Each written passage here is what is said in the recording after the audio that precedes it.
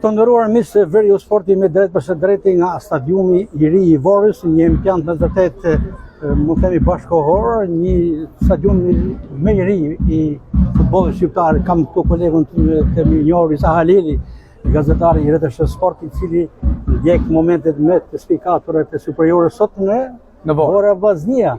Një ndeshje shumë e rëndësishme, përballë janë skuadra më në forme, Abisnet Superiores, me një nga skuadrat që nuk ka humbur si Vora. Një Vllazni e cila tashmë në gjuhën sportive ka marrë Super Giro me merit, pasi ka mundur rivalet dhe është në vend të parë.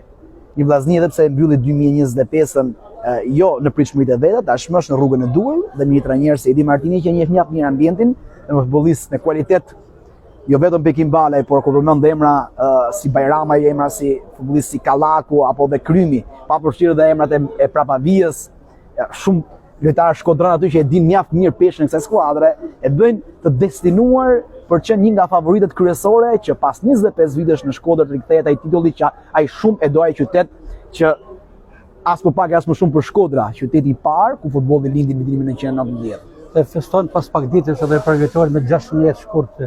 Në 1990 është formuar shoqëria sportive Vllaznia. Të dyja skuadrat kanë objektiv fitore.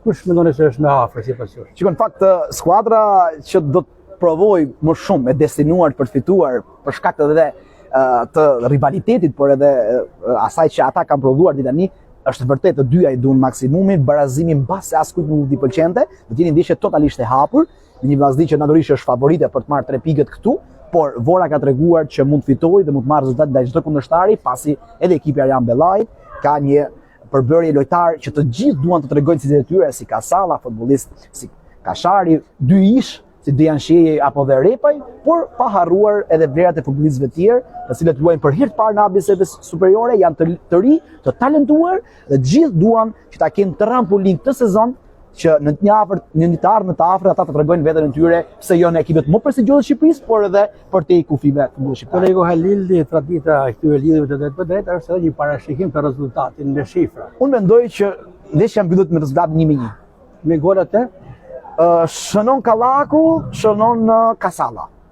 Ju falenderoj Isha me Isa Halilin, kolegun tim të redaksisë të rrjetës së sportit në TV-shën shqiptare, që përcjell në mënyrë ekskluzive ndeshjet e superiorës. Isa, faleminderit.